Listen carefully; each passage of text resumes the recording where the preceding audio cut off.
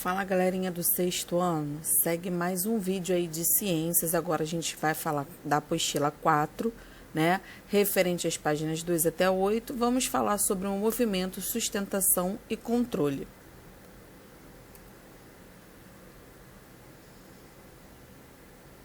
E quando a gente fala disso, a gente vai trabalhar o sistema locomotor, que vai falar sobre o esqueleto, que são referentes aos ossos, e aos nossos músculos. A função do nosso sistema esquelético é a sustentação, a locomoção e a proteção de órgãos internos, né? Então, para a gente sustentar o nosso corpo, a gente se locomover, a gente se movimentar e proteger os órgãos internos, a gente precisa desse conjunto de ossos que é chamado de esqueleto.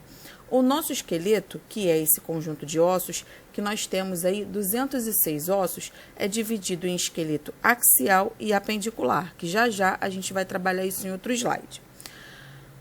Os nossos ossos são formados por células chamadas de osteócitos, o que dá rigidez aos nossos ossos. E é extremamente importante o consumo de cálcio para também contribuir para essa rigidez, evitando assim as possíveis fraturas. Existem 4 tipos de ossos. Primeiro, são os ossos curtos, que são os ossos pequenos, como, por exemplo, a falange, que são os ossos das nossas mãos, né? E quando a gente fala de ossos das mãos, a gente trabalha isso como carpo. Se a gente estiver falando isso do dedo dos pés, a gente trabalha como tarso. E número 2, os ossos longos são aqueles que são grandes, como, por exemplo, o húmero, a ulna, o fêmur, húmero, ulna e rádio são ossos que fazem parte do nosso braço. E o nosso fêmur, que é o maior osso do nosso corpo, que é situado na nossa perna, mais especificamente na nossa coxa. Ossos planos ou achatados ou chatos são aqueles que o nome já está, né, exemplificando, né, já está falando. São ossos chatos. É o caso da nossa patela, que é um osso que faz a articulação do nosso joelho, ou também a nossa escápula. Quarto, ossos irregulares são aqueles que não têm forma definida, que é o caso das nossas vértebras. Cada uma das nossas vértebras, que são 33 no total, tem um formato diferente.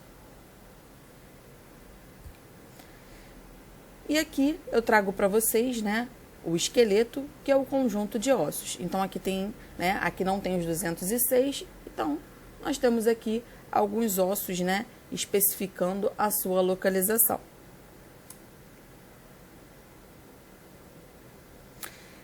Isso aqui que a gente tinha falado anteriormente, né? O esqueleto axial é aquele que está acima da cintura pélvica e o esqueleto apendicular embaixo da cintura pélvica, pegando também os membros superiores.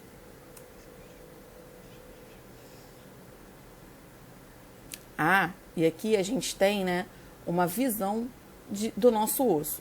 Nós temos as veias, que são vasos, né, que trazem o sangue do coração para o corpo, e as artérias que levam o sangue do coração para o corpo todo. Os nervos, o líquido que passa por dentro dos ossos longos, que é chamado de medula óssea, aonde ele é rico em glóbulos brancos, né?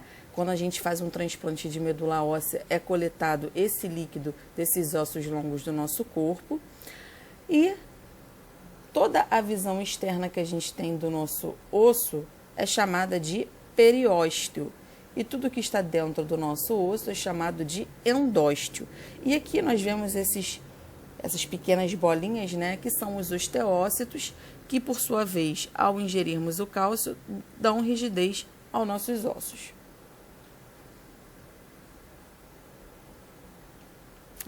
E aqui a gente fala do nosso eixo de sustentação do corpo, que é a nossa coluna vertebral.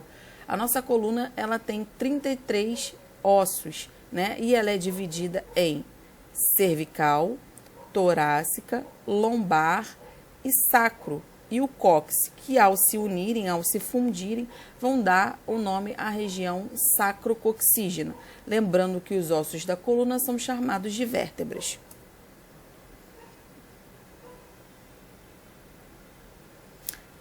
e uma coisa que é extremamente importante, devido à obesidade ou excesso de peso externo, a genética, a falta de postura, atividades físicas erradas, podemos acarretar pelo menos 3 problemas posturais, que é a cifose, que é quando a gente tem a corcunda, né?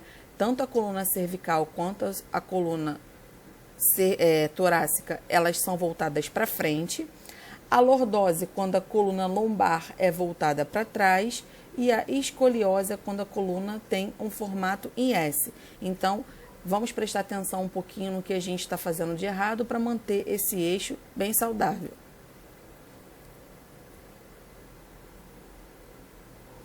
Articulações é a união entre 2 ou mais ossos. Existem 3 tipos de articulação. A articulação móvel, que é aquela que tem um movimento amplo, que é o caso da articulação do cotovelo, do joelho. A articulação semimóvel, eu tenho movimento, mas o movimento é limitado, é o caso da nossa coluna vertebral. E a imóvel, que é quando não há locomoção, né? Quando não há movimento, é o caso dos ossos do nosso crânio. Todos eles são interligados, formando articulação, mas não há movimento.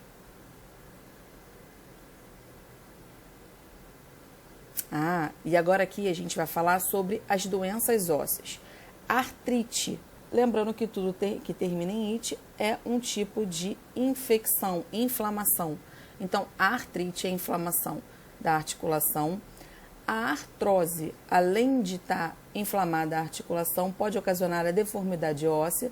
E a osteoporose, que eu mostro aqui para vocês na imagem, aonde os osteócitos, eles não estão juntinhos, né? Os osteócitos começam a ficar separados, possibilitando o enfraquecimento dos ossos e ocasionando uma doença chamada de osteoporose. Mais uma vez eu lembro da importância do cálcio na nossa alimentação, justamente para evitar esse tipo de problema, já que os nossos ossos são formados principalmente por sais de cálcio.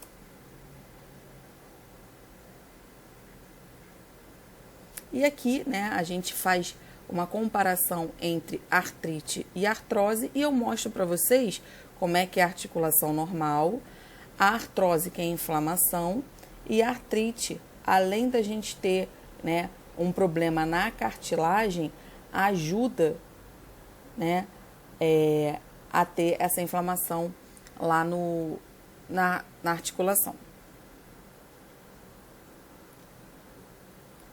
Cuidados que a gente deve ter com os nossos ossos.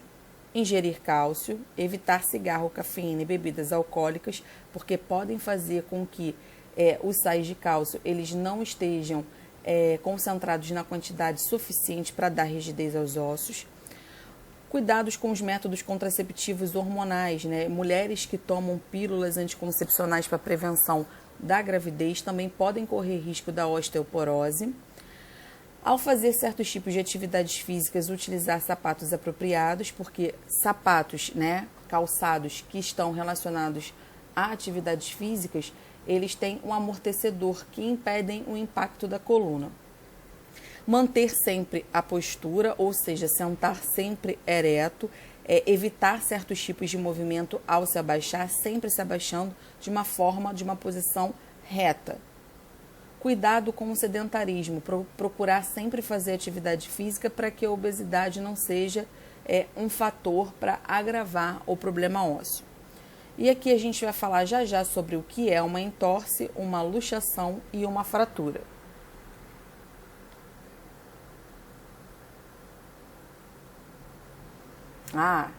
Então aqui, ó, a entorse é quando há o deslocamento aqui, ó, do osso. A luxação, o osso ele se desloca, mas não há ruptura. E aqui eu tenho uma fratura, que é a ruptura do osso. Quando eu tenho uma fratura fechada, o osso ele não perfura a pele. Já numa fratura exposta, o osso ele é rompido e ultrapassa as barreiras da pele, né, e dos músculos.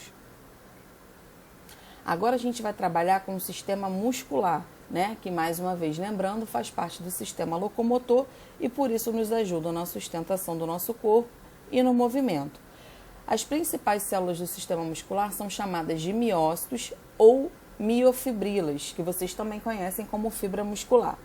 Existem 3 tipos de músculo: o músculo estriado cardíaco, o músculo estriado esquelético e o músculo não estriado. E a gente vai falar o que são tendões e o que são ligamentos.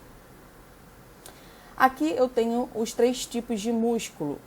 O músculo estriado cardíaco, que é esse que tem estrias transversais, aonde o movimento ele é involuntário, é o caso do nosso coração, que bate independente da nossa vontade.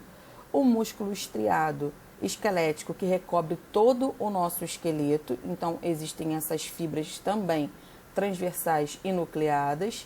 E o músculo liso ou músculo não estriado, que é esse que não possui estrias transversais e que ele faz parte dos órgãos internos do nosso corpo. Nesse caso aqui, eu tenho o sistema digestório sendo mencionado na imagem.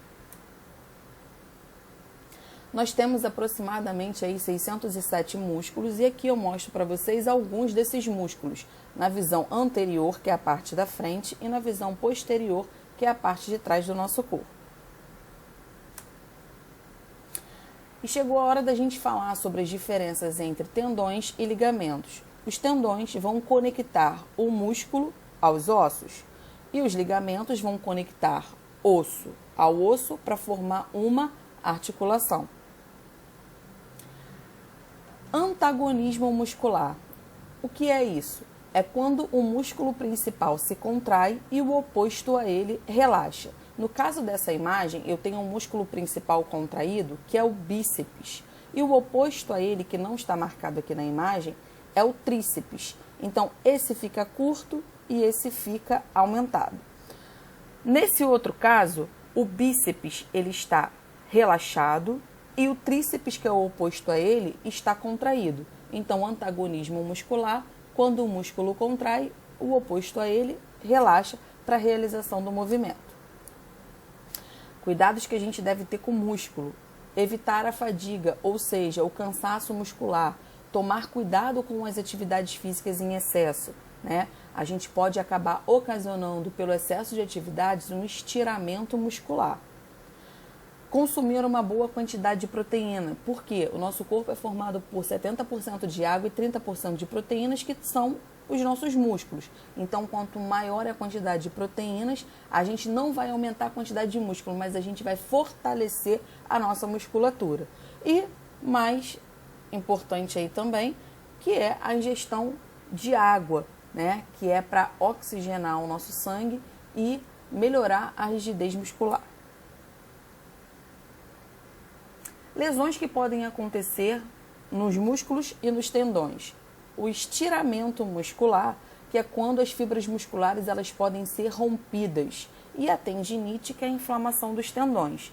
E para isso, né, para esses problemas em relação aos músculos e tendões, a gente vai falar sobre as próteses e as órteses. A fisioterapia é um tipo de tratamento que reabilita o paciente justamente nesse problema muscular.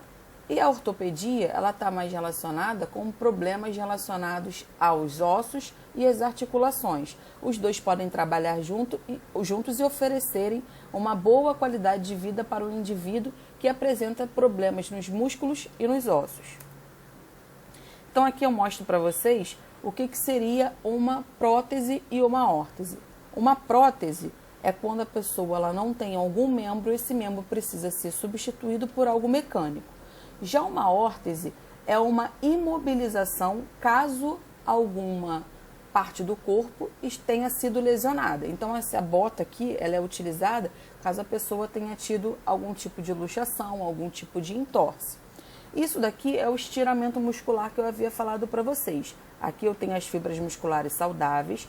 As fibras elas vão começando a ficar esticadas devido, né, principalmente ao excesso de atividades físicas, e vai chegar num determinado momento que vai ocasionar a ruptura.